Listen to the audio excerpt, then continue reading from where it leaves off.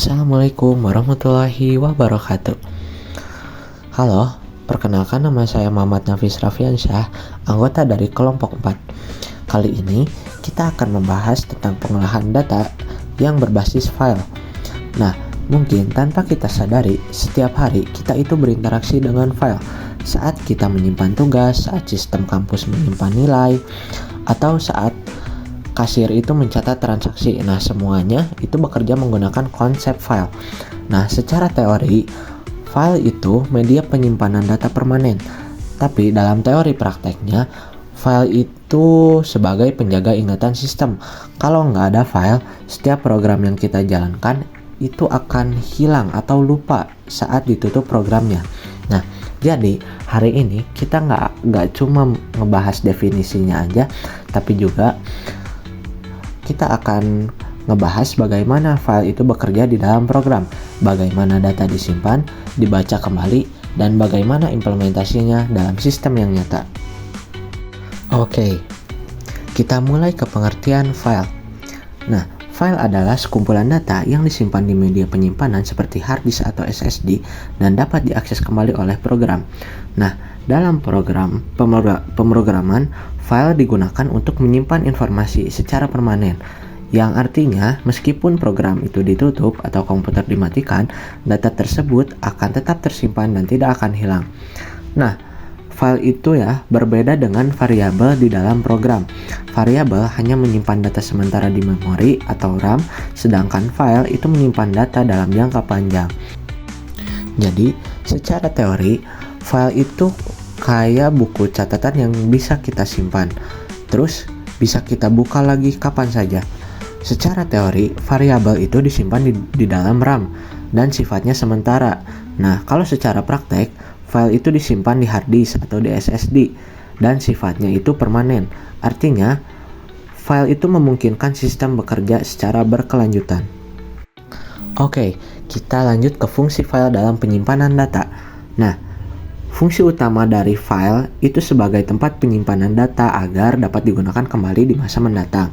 Nah, file itu memungkinkan program menyimpan hasil input pengguna, laporan, atau transaksi agar tidak perlu dimasukkan ulang setiap kali program dijalankan. Nah, dengan adanya file ini, sistem dapat mencatat riwayat data, melakukan pembaruan data, serta mengelola informasi dalam jumlah besar secara lebih teratur. Nah, itulah mengapa file itu sangat penting, karena file itu menyimpan data agar sistem bisa mengingat aktivitas sebelumnya. Lalu, di sini ada peran file dalam sistem informasi. Dalam sistem informasi, file itu berperan sebagai media penyimpanan utama sebelum adanya database modern. Nah, contohnya pada sistem akademik, file menyimpan data mahasiswa. Pada sistem kasir, file menyimpan data transaksi. Pada sistem absensi, file menyimpan data kehadiran. Nah, tanpa adanya file, sistem itu nggak akan bisa menyimpan data secara permanen, dan setiap penggunaannya itu harus dimulai dari awal lagi. Nah, artinya file itu bukan cuma tempat untuk menyimpan data lagi, nah tapi membantu kita dalam pengambilan keputusan. Nah, selanjutnya ada 4 poin yang akan kita bahas dalam materi file ini ya. Yang pertama itu ada file sekuensial dan file random access. Yang kedua itu ada integrasi file dengan record. Lalu di sini kita akan membahas tentang teknik pembacaan dan penulisan data record ke file. Lalu bagaimana implementasi pengolahan data berbasis file. Nah, mulai dari file sekuensial. Yang pertama, data disimpan secara berurutan. Pada file sekuensial, data itu disimpan satu persatu sesuai urutan saat dimasukkan. Data yang pertama masuk akan berada di bagian awal file, dan data berikutnya akan mengikuti di belakangnya. Nah, urutan ini itu sangat penting karena proses pembacaan juga itu mengikuti urutan tersebut. Nah, yang kedua, harus dari awal hingga akhir. Jika kita ingin mencari suatu data tertentu, sistem harus membaca file mulai dari awal hingga menemukan data yang dicari. Tidak bisa langsung melompat ke tengah file. Nah, hal ini itu menyebabkan proses pencarian bisa memakan waktu yang lebih lama jika jumlah datanya sangat banyak.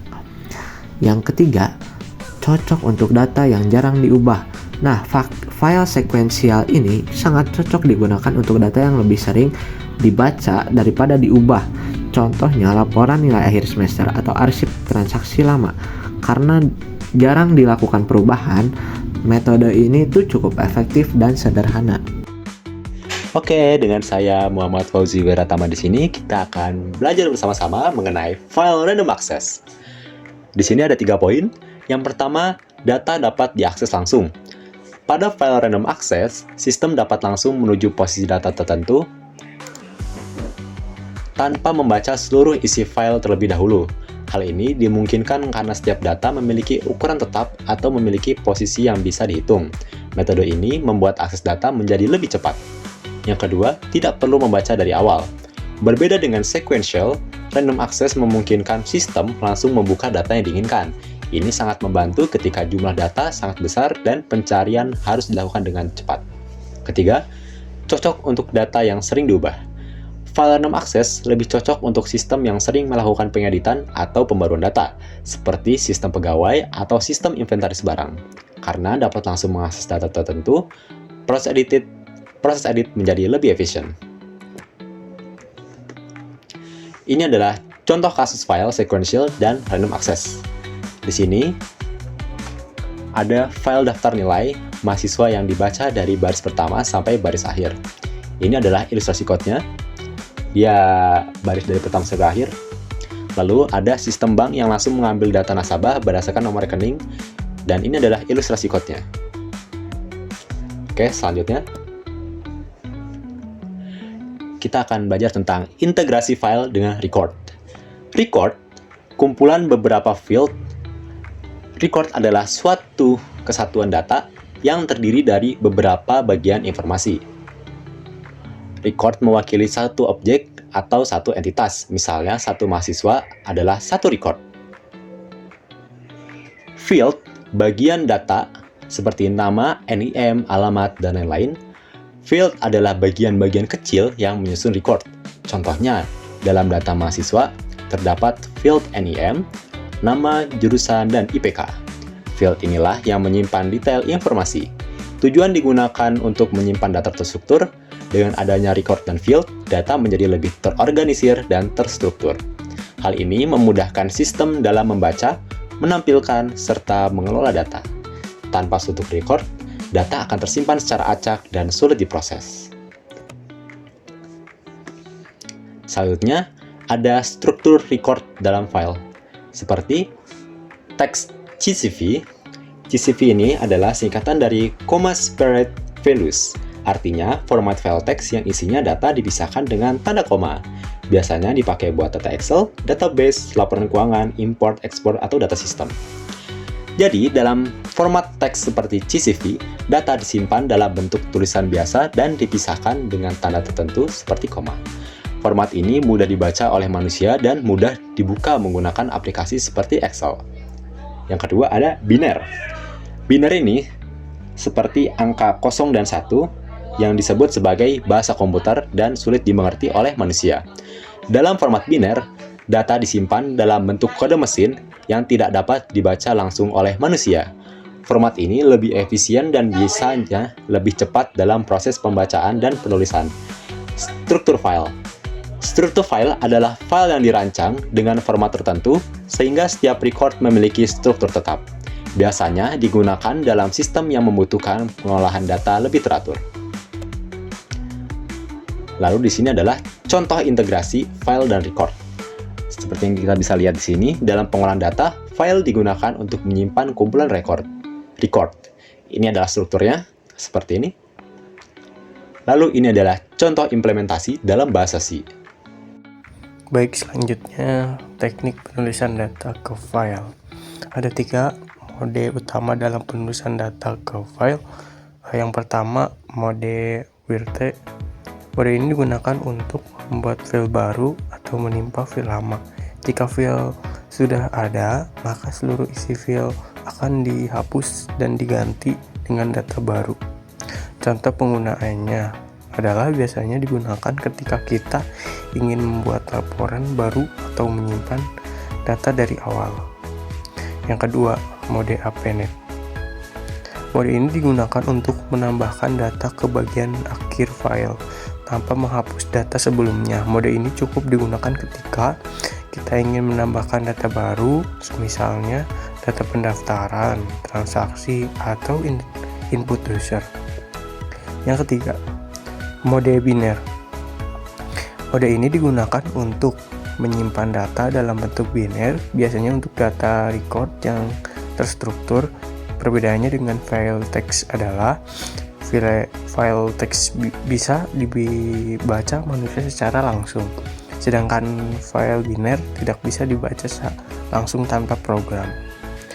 Mode ini sering digunakan untuk menyimpan data struktur. Selanjutnya, teknik pembacaan data dari file. Setelah data disimpan, tentu kita perlu membaca kembali data tersebut. Ada beberapa teknik membaca file. Yang pertama, mode read. Digunakan untuk membuka file yang sudah ada, membaca isi file tersebut. Jika file tidak ditemukan, maka program akan error. Yang kedua, membaca per baris. Teknik ini digunakan pada file teks. Data dibaca satu baris demi satu baris. Cocok untuk file yang berisi tulisan, laporan, data sederhana bentuk teks. Yang ketiga, membaca per record. Teknik ini digunakan pada file biner atau file terstruktur. Data dibaca berdasarkan satu record penuh, bukan berdasarkan baris. Biasanya digunakan jika kita menyimpan data dalam bentuk struk. Slide selanjutnya. Contoh penulisan data Word dalam bahasa C. Dalam bahasa C ada beberapa fungsi penting untuk menulis data ke file.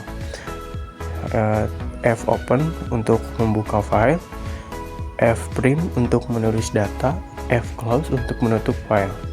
Alur penulisan file biasanya seperti buka file dengan Fopen, tulis data menggunakan Fprint, tutup file dengan Fclose.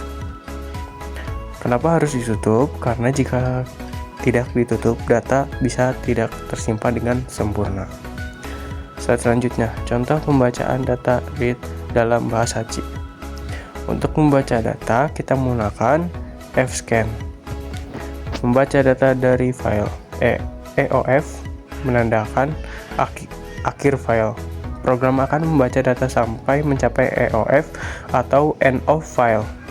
Biasanya digunakan dalam perulangan seperti while untuk membaca seluruh isi file. Selanjutnya, random access. Selain membaca secara berurutan, kita juga bisa membaca file secara acak atau random access. Fungsi yang digunakan adalah fseek untuk menunjuk posisi tertentu dalam file, fread untuk membaca data dari posisi tersebut. Keunggulan random access, kita bisa langsung mengambil data tertentu tanpa harus membaca dari awal file. Biasanya digunakan pada file biner dan data record seperti data mahasiswa, data pegawai, data produk.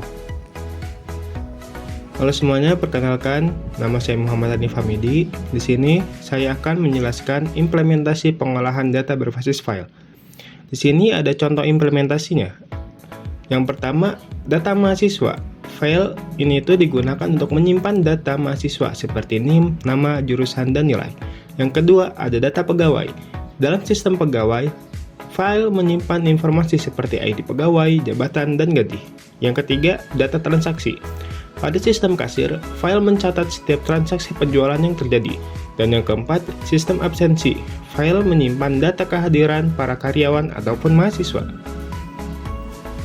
Selanjutnya, alur pengolahan data berbasis file. Di sini ada 5 alur pengolahan data. Yang pertama, ada input data melalui program. Yang kedua, data yang telah diinput tersebut akan disimpan agar tidak hilang dan dapat digunakan kembali. Lalu, data yang disimpan tersebut akan dibaca oleh sistem pembaca. Yang selanjutnya, data yang telah disimpan akan melalui proses data. Misalnya, data tersebut dihitung ataupun dicari. Dan yang kelima, hasil dari proses data tersebut akan ditampilkan kepada pengguna. Selanjutnya di sini ada contoh studi kasus, yaitu sistem pengolahan data mahasiswa. dengan fitur sistemnya itu ada 6, yaitu input data mahasiswa, yang kedua adalah simpan new file, yang ketiga tampilkan data, yang keempat cari data berdasarkan name, yang kelima update data, dan yang keenam hapus data. Di sini ada alurnya, yaitu para user menginput data, lalu data tersebut akan disimpan ke dalam file. Lalu file tersebut menyimpan ke record, lalu data itu bisa dibaca kembali. Keuntungan sistem berbasis file ini ada 4, yaitu data tersimpan permanen, yang kedua tidak hilang saat program ditutup, yang ketiga bisa digunakan untuk laporan, dan yang keempat efisiensi untuk data dalam jumlah besar. Selanjutnya ada kesimpulan. Jadi file ini itu digunakan untuk menyimpan data permanen yang memungkinkan data tersebut itu tersimpan dalam waktu jangka yang panjang. Sequential dan random access ini memiliki dua fungsi berbeda. Sequential cocok untuk data sederhana, sedangkan random access cocok untuk sistem yang membutuhkan kecepatan. Lalu, record ini membuat data lebih terstruktur. Record membantu mengorganisasi data agar lebih rapih dan mudah diproses. Nah, ketiga elemen ini tuh digunakan dalam berbagai sistem informasi. Pengelolaan file ini itu menjadi dasar sebelum menggunakan database yang lebih kompleks. Sekian yang dapat kelompok kami sampaikan. Terima kasih atas perhatiannya. Mohon maaf jika ada kesalahan dalam perkataan kita. Wassalamualaikum warahmatullahi wabarakatuh.